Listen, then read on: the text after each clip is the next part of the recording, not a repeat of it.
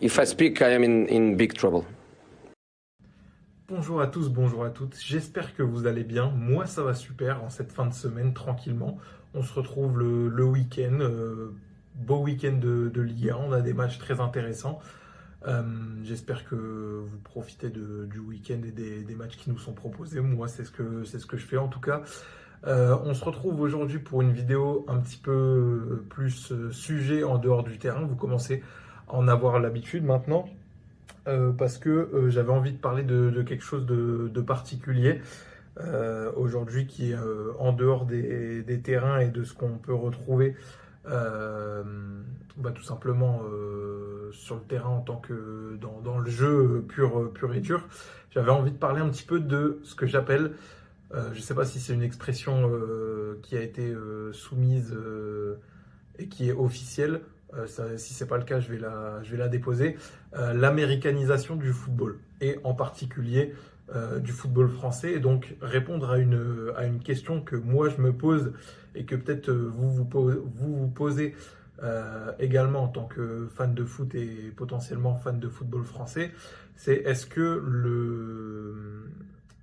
le football français va potentiellement se faire un petit peu happer par les États-Unis, par le système américain. On va définir un petit peu ce que c'est le système américain et comment je l'entends. Et est-ce que ça va se développer de la même manière que les ligues américaines se développent? Voilà, c'est la question à laquelle j'avais envie de répondre. Je trouve qu'il y a pas mal d'éléments intéressants qu'on pourrait aborder dans cette vidéo. Là-dessus, c'est quand même un sujet assez vaste, assez dense. Je rappelle que je suis pas un expert. Je suis là juste pour donner mon avis. Donc voilà, j'ai fait quelques petites recherches histoire de quand même renseigner. Mais c'est plus des choses qui, moi, me marquent quand je regarde les matchs, tout simplement, et quand je regarde un petit peu le développement de la ligue professionnelle française et dans quel sens elle va. Et voilà, c'est tout simplement un petit peu savoir si ça va dans un sens à influencer, voilà le mot que je cherchais, influencé par les États-Unis, ou alors on garde notre même direction européenne et en quoi ça peut changer. Pour commencer, je pense que c'est important de définir un petit peu comment fonctionnent d'habitude les ligues européennes et les ligues américaines pour comprendre un petit peu la différence qui est quand même assez importante dans l'esprit, et ça vient surtout de la culture de chaque pays, même si on est assez proche quand même entre Américains et Européens, voilà, on reste des Occidentaux. Il y a quand même une culture sportive qui est différente, et dans l'approche du sport, c'est quand même assez différent et particulier. Tout d'abord, je pense que le premier point de différence, ça vient du fait que les ligues américaines, donc, quand je dis ligue américaine, je pense plutôt à trois ligues en particulier, la NFL, la NBA et la NHL, donc baseball, football américain et basketball, qui sont un petit peu les sports référencés américains. Pour parler plus précisément de ces ligues-là, ce sont des ligues fermées. Qu'est-ce que ça veut dire une ligue fermée? Ça veut dire que ce sont des villes ou des investisseurs dans des villes qui payent un droit d'entrée pour jouer dans la ligue. Et à partir du moment où tu as payé ce droit d'entrée, tu n'es plus relégable ou on ne peut pas te virer à moins que la franchise, du coup on appelle ça des franchises et non pas des clubs, parce que ce sont des équipes qui payent pour être dans la ligue, à moins que la franchise soit délocalisée. Mais en tout cas, elle reste existante si tu as payé les droits d'entrée, ou alors à moins que ce soit vendu ou quelque chose comme ça. Mais une fois que tu as payé, voilà, tu es dedans. Là où c'est différent en Europe, vous devez le savoir, si on prend par exemple le championnat de football français, tu as des équipes, tu as la Ligue 1, la Ligue 2, la Nationale 1, et les meilleures équipes, elles se maintiennent, donc elles restent dans la Ligue première, et si tu as le malheur d'être en bas de la Ligue, tu descends. Ça veut dire que n'y a pas ce même système de tu payes, tu restes. Et une autre chose qui est liée à ça, c'est le système de draft aux États-Unis, qui est que quand tu es la moins bonne équipe, au lieu de descendre comme c'est le cas en Europe, dans les systèmes européens, euh, tu as tout simplement le meilleur pick à la draft, ce qui signifie que du coup, tu as un jeune joueur qui vient de l'université, qu'on appelle un prospect, et le meilleur, donc celui qui est jugé comme le plus fort en universitaire, il va être choisi en premier par l'équipe la plus nulle. Euh, et donc ça va les renforcer. C'est comme ça que le système américain se régule. Là où en Europe, si tu es nul, tu descends. Et ça se régule comme ça. Les plus forts vont monter et donc vont te passer devant. Et c'est comme ça que ça se fait. Ça, c'est la principale différence entre la culture européenne et la culture américaine. Et c'est pour ça qu'il y a plein de choses qui ne sont pas adaptables dans le sport européen, qui sont faits dans le sport américain. Et c'est ça qui nous distingue des deux. Il y a quand même des choses, et c'est là où on rentre dans le vif du sujet, il y a quand même des choses qui sont mises en place aux États-Unis et qui peuvent être adaptées dans le contexte européen. Quand je dis ça, je parle notamment du système de play-off. Alors, qu'est-ce que les play-offs? Pour expliquer rapidement, j'espère que je vais être assez relativement clair. En gros, le principe des play-offs qui vient des États-Unis, du coup, c'est que tu joues une saison régulière. Donc, imaginons si on adapte ça à notre Ligue 1, adorée. Vous prenez le championnat. Ok, on prend le championnat. La saison régulière équivaudrait à tout simplement le championnat tel qu'il est actuellement. Donc, c'est-à-dire qu'on ne change rien. Et juste, on va rajouter cette phase de play-off qui est après la saison régulière et qui serait du coup le fait de faire affronter, par exemple, le premier contre le huitième, le deuxième contre le septième et ainsi de suite, pour qu'au final, le titre de champion de France ne soit plus décerné, je pense, au premier du championnat, mais à celui qui gagne les playoffs. Ça voudrait dire que du coup, on laisse plus de chance aux autres équipes parce que du coup, la victoire, elle ne se joue pas sur 36 matchs, donc de saison de championnat classique, mais plutôt sur un match aller-retour. Par exemple, si on prend une équipe comme Paris qui gagne 90% des championnats depuis son rachat en 2012 par le Qatar, je crois que c'est 2011. Je suis plus sûr, c'est peut-être dans l'été de 2012. Je sais plus, bref, depuis le rachat par le Qatar, au lieu de leur laisser gagner le championnat parce qu'ils ont, surtout le long de la saison, un effectif plus profond et donc c'est plus facile pour eux, ils ont des meilleurs joueurs de gagner, d'être champion, vous remettez ça en jeu sur un match aller-retour. Et donc là, les plus petites équipes, elles ont plus de chance, ça fait plus de spectacles. Ça, c'est des choses qui peuvent potentiellement être apportées en Europe. C'est déjà fait, je crois, dans certains pays. Je ne voudrais pas dire de bêtises, mais je crois que c'est déjà fait dans certains championnats en Europe. Et c'est quelque chose dont on pourrait, auquel on pourrait réfléchir, pardon. Je trouverais ça plutôt intéressant de mon côté. Ce serait des améliorations qui pourraient faire évoluer dans le bon sens, je trouve, parce que j'avais parlé dans une précédente vidéo d'un petit peu de l'hégémonie parisienne en France notamment. Ça pourrait redistribuer les cartes et du coup je trouverais ça pas mal intéressant dans l'idée. Mais ça reste encore du domaine de la potentialité. Maintenant, j'aimerais bien parler de choses que je remarque qui sont vraiment liées à un développement américain et qui sont réels, quoi, qu'on peut observer. Et notamment le fait que il y ait de plus en plus de matchs et de compétitions qui sont organisés, et ce, dans un but clairement économique, commercial, appelez-le comme vous voulez, qui lierait du coup le développement du sport avec le développement de l'économie, ce qui est une rengaine très américaine, hein. Les sports américains, ils sont très axés sur sur le développement économique, tout simplement. Si vous prenez par exemple une ligue comme la NBA, donc la ligue de basket américaine, chaque franchise NBA joue 82 matchs dans l'année. Je vous laisse faire le calcul, ça fait énormément de matchs à jouer entre octobre et mars. Et ça, c'est que pour la saison régulière. 82 matchs de saison régulière, et derrière, tu as les playoffs. Donc tu peux potentiellement jouer une centaine de matchs par saison, ce qui est énorme. En fait, au final, un peu moins de 100 matchs, c'est énorme.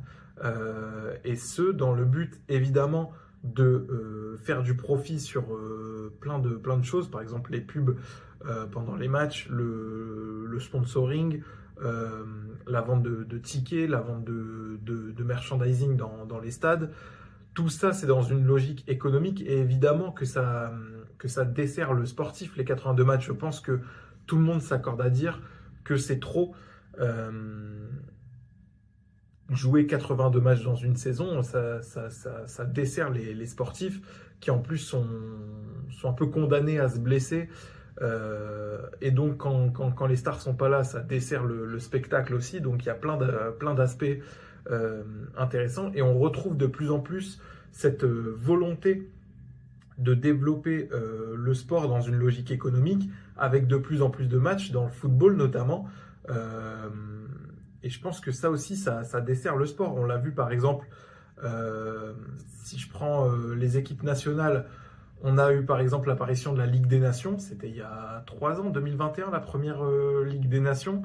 Ça rajoute des matchs pour les joueurs internationaux, on va pas se mentir. Et et celui qui va me dire que la Ligue des Nations, ça a été créé pour d'un point de vue sportif, pour ramener de la compétition, tout ça, bon, je vais pas forcément l'écouter d'une oreille attentive. On sait pourquoi ça a été fait. C'est pas au profit des nations et des joueurs. Pareil, si on prend la Coupe du Monde des clubs, c'est des compétitions qui sont créées dans le but de faire de l'argent. On va pas se le cacher. Est-ce que mettre une compétition l'été pendant que les joueurs sont censés être en vacances et leur dire vous allez affronter des équipes du monde entier en termes de compétitivité, ça va être bien, ça fait rêver, mais au final on sait très bien pourquoi c'est fait.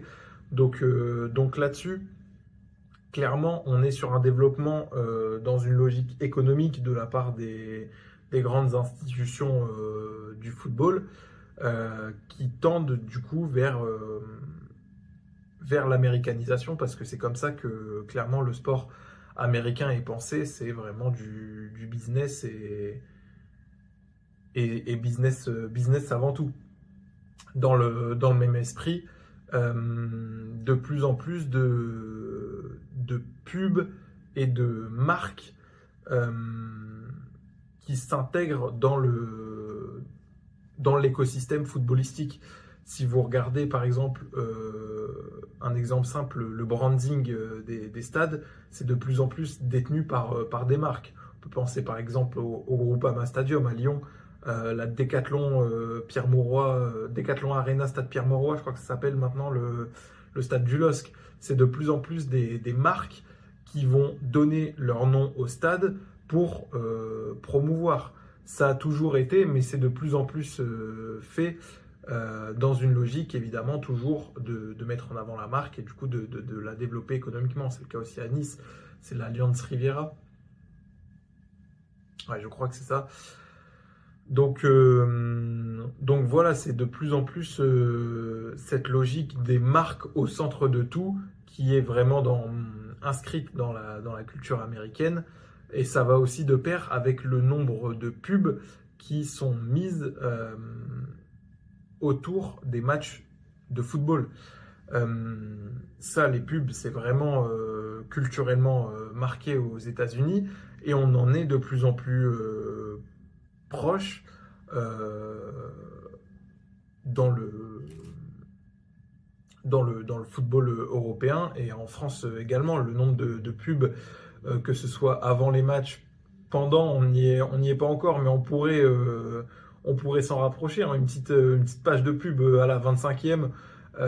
Faut qu'on fasse attention parce qu'on s'en rapproche de plus en plus. À la mi-temps, c'est vrai que les pubs, le nombre de pubs a augmenté. Après les matchs aussi.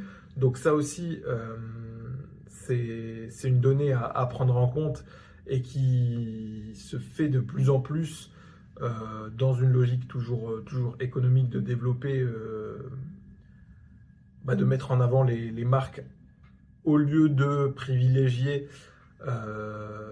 l'aspect sportif et l'aspect analyse, que ce soit avant ou pendant ou après les matchs. On peut comprendre aussi, hein, c'est comme ça aussi que tout l'écosystème vit, mais on peut le déplorer aussi. De la même manière, il y a aussi une augmentation des droits télé. Ça aussi, c'est un aspect qui est très américain, la fragmentation des droits télévisuels. Qu'est-ce que ça veut dire? Ça veut dire qu'aux États-Unis, si vous voulez regarder, euh, par exemple, on va toujours rester sur le même exemple, le basket, il y a plusieurs chaînes qui proposent certains matchs, et si vous voulez le full package, vous devez acheter le League Pass qui coûte du coup plus cher, qui coûte plus cher qui coûte cher quoi, tout simplement.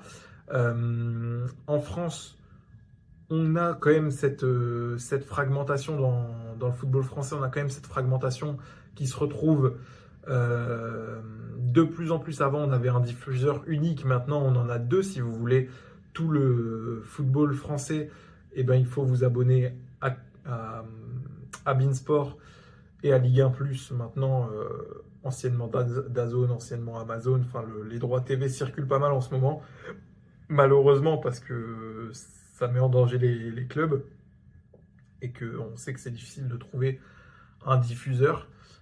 Chaque année, c'est un peu la même rengaine. Et comme c'est difficile de trouver un diffuseur parce que les droits sont chers, le diffuseur, il va mettre ses prix chers.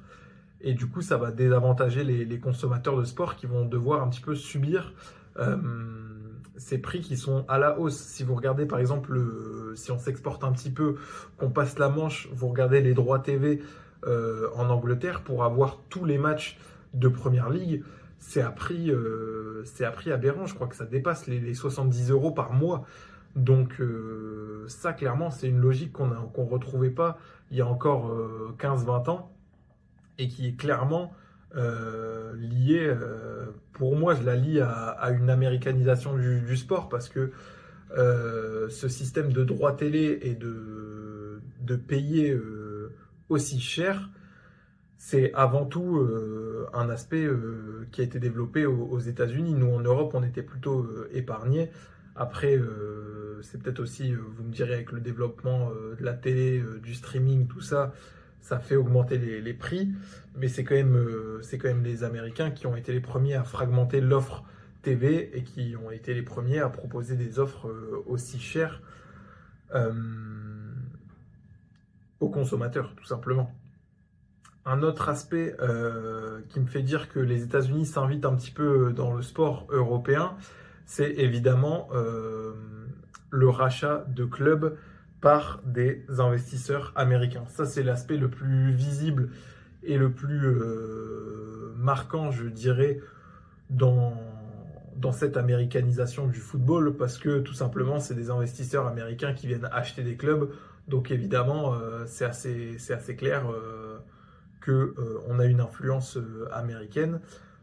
C'est quand même pas mal fait en Angleterre, hein. Il y a quand même beaucoup de clubs qui se font racheter ces dernières années. On peut penser à Arsenal, Liverpool, Manchester United, Chelsea aussi. Et c'est le cas de plus en plus en France, de manière plus récente.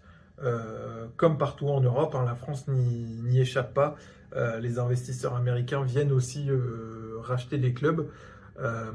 C'est le cas par exemple de Marseille, racheté par le groupe de Franck McCourt en 2016. Il y a Toulouse qui s'est fait racheter en 2020.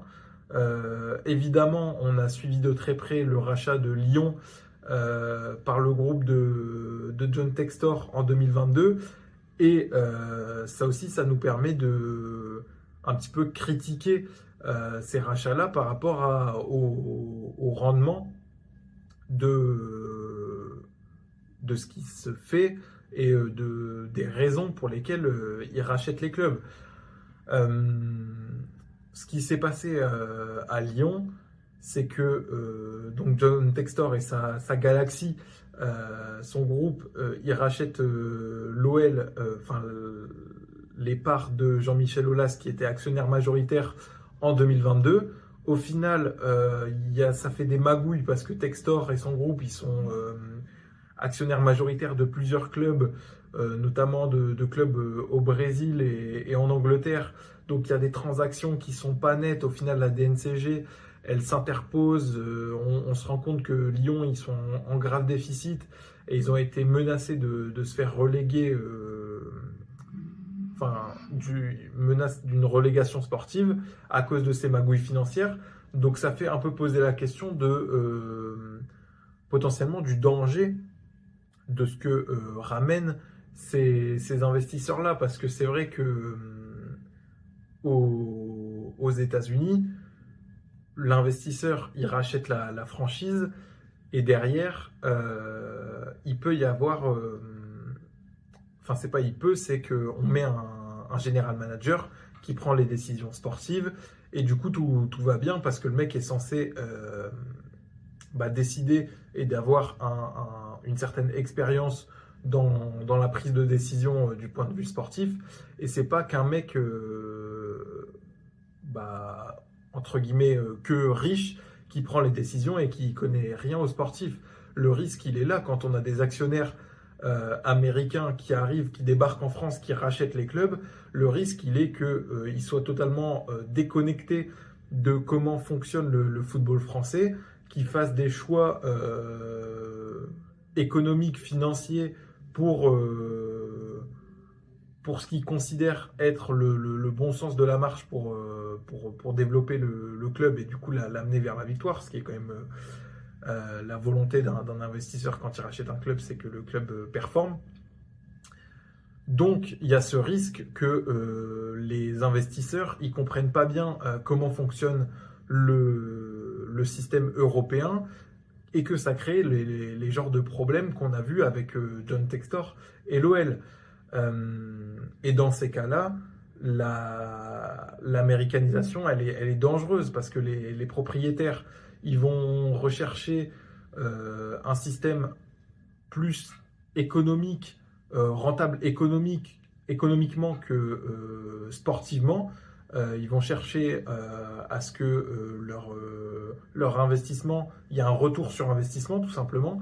Et ça, c'est pas forcément la logique d'un club de football européen et français en particulier. Évidemment que tu as envie d'avoir un retour sur investissement, mais avant tout, le but quand tu rachètes un club, ça doit être la performance. Alors oui, tu seras rentable seulement si le club performe, mais il y a d'autres moyens qui sont autres que sportifs qui te permettent d'avoir un retour économique. Et c'est peut-être là le danger dans l'arrivée de ces nouveaux propriétaires américains, c'est qu'ils ne matchent pas totalement à la culture sportive européenne qui est quand même bien différente de la culture américaine, comme je l'ai dit. Enfin, dernier sujet et pas des moindres qu'on a vu poindre et qui pourrait nous faire dire que le football s'américanise de plus en plus, c'est le projet qui avait été soumis il y a de ça maintenant 4 ans, c'est le projet de Super League. Alors, qu'est-ce que la Super League ?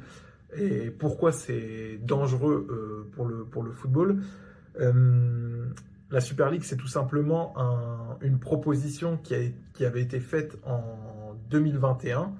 Je ne sais plus qui... Ouais, c'est ça, c'est Florentino Pérez, donc président du Real Madrid, qui avait porté l'idée. Et ce serait tout simplement de faire une ligue fermée, donc comme à l'américaine, entre les meilleurs clubs d'Europe, afin de se battre un petit peu entre gros, quoi. Et le but, ce serait notamment d'avoir cette même idée de payer ton droit d'entrée dans la ligue et d'y rester dans les années à venir sans avoir d'entrée et de sortie majeure d'une année à l'autre. Le risque de ce projet-là, c'est que il y a quand même un entre-soi entre les clubs qui ont de l'argent. C'est vraiment payer pour jouer. On paye pour jouer entre nous. Donc c'est un peu dommage. C'est pas l'esprit du football. Et au final, le projet, il a évidemment avorté parce que c'est pas du tout dans la logique, dans la culture sportive européenne, comme je l'ai dit, d'avoir des ligues fermées comme à l'américaine, avec des droits d'entrée et des équipes qui jouent parce qu'elles ont payé leur place, tout simplement. Nous, on est plus dans une logique de relégation, de montée, de descente. Et donc, c'est pour ça que je pense que ça n'a pas pris. Il y avait toujours cette crainte et c'est toujours le cas de toute façon, que l'argent domine le sport et prenne le pas sur l'aspect sportif. Et ça, je pense que c'est vraiment symptomatique de l'américanisation, parce que aux États-Unis, on va pas se mentir, c'est l'argent qui prévaut avant l'aspect sportif. Le but d'un investisseur quand il rachète une franchise, c'est de la développer un maximum pour qu'après il puisse la revendre plus cher. C'est une logique d'investissement, hein, tout simplement. Là où dans le foot et dans le sport européen et dans le foot européen, français particulièrement, il y a plus cette volonté de développer le côté sportif. Et là, quand on voit ces nouvelles compétitions et ces projets de Super League, c'est vraiment la domination de l'argent, où les gros budgets jouent entre eux, laissant les petits budgets se battre pour les miettes. Et c'est un sujet qui est le même que celui des transferts, enfin des budgets, mais surtout de la manière dont on paye les joueurs en fonction de nos moyens. Je vais m'expliquer. C'est-à-dire que de plus en plus dans le football, et encore plus dans le football français, parce qu'on a cette macrocéphalie parisienne, c'est-à-dire que Paris, ils ont énormément d'argent, donc tu peux pas lutter parce qu'ils payent les meilleurs joueurs du monde à des prix où les autres clubs de Ligue 1 ne pourraient pas se permettre de donner ça. Et donc forcément, ils gagnent parce que ils payent plus, en fait, tout simplement. C'est un petit peu je paye plus, donc je gagne plus. Et c'est pas ça la logique sportive. La logique sportive, c'est tout le monde a les mêmes chances au départ et le plus fort gagne. Sauf que quand c'est toujours celui qui a le plus d'argent qui gagne, il y a cette injustice qui apparaît et il y a ces protestations. Et l'une des idées qui, là, pour le coup, pourrait être importée des États-Unis pour limiter cette prolifération de l'argent dans le sport, ce serait d'introduire dans le football notamment un salary cap. Qu'est-ce que ce serait ? Ce serait l'idée que les clubs ont un certain budget dans dans les salaires qu'ils distribuent. C'est-à-dire que, imaginons, on prend le PSG, on leur dit, bah voilà, comme tous les autres clubs de Ligue 1, vous allez avoir une enveloppe de, je sais pas moi, 100 millions d'euros à répartir dans l'équipe. Donc, quand on cumule tous les salaires que touchent les joueurs à la fin de l'année, ça ne doit pas excéder 100 millions d'euros. Et ça, ce serait la même enveloppe pour toutes les équipes. Le problème ici, c'est quoi? C'est que Paris, ils vont dire, ok, très bien, on va répartir les 100 millions d'euros. Le Havre, ils vont te dire, ah ouais, mais très bien, tu me limites à 100 millions d'euros, mais moi, mes joueurs, depuis le départ, je les paye en cumulé, ça fait même pas qu'à 10 millions d'euros. Donc, comment on fait?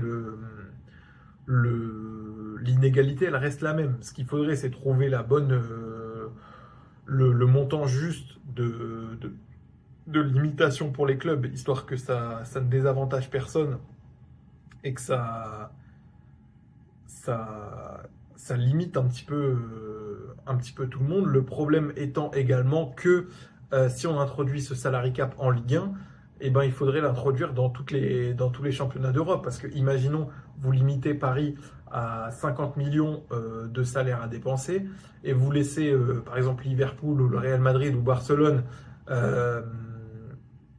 donner des salaires comme ils veulent, bah évidemment les joueurs ils sont pas fous. Ils jouent pour l'amour du football, très bien, mais quand t'as Paris qui va leur proposer 2 millions par an parce qu'ils sont limités, ou alors le Barça qui va te proposer 5, bah t'as vite fait ton choix. On l'a vu avec l'Arabie Saoudite, il y a des joueurs, ils ont fait le choix de l'argent et on peut pas leur en vouloir. On peut leur en vouloir, mais c'est compliqué. Donc voilà, sur ce salary cap, c'est un peu délicat aussi à mettre en place. C'est un système qui est proprement américain, qui du coup s'adapte mal en Europe, mais c'est aussi ça qui fait la beauté des compétitions européennes et du sport européen, c'est qu'il a ses propres particularités et que il faudrait, je sais pas, mais potentiellement le laisser conserver sa culture et son identité et essayer de ne pas qu'elle ne soit pas modifiée par celle américaine qui, comme j'ai essayé de le montrer dans cette vidéo, vient de plus en plus l'influencer au fur et à mesure des années. Voilà pour cette petite vidéo sujet. J'espère que ça vous a plu. Dites-moi en commentaire si j'ai oublié de parler de certaines choses, si certaines choses n'étaient pas claires, ou voilà, si vous avez des réactions, en bref. En attendant, moi j'ai été content d'aborder ce sujet qui est de plus en plus d'actualité. Le week-end de Ligue 1 continue, donc profitez des matchs et on se retrouve en début de semaine prochaine pour débriefer tout ça. En attendant, vous pouvez aussi me suivre sur Twitter si vous voulez avoir un petit peu mes réactions pendant les matchs, tout simplement. Voilà, portez-vous bien et je vous dis à très bientôt. Allez, salut!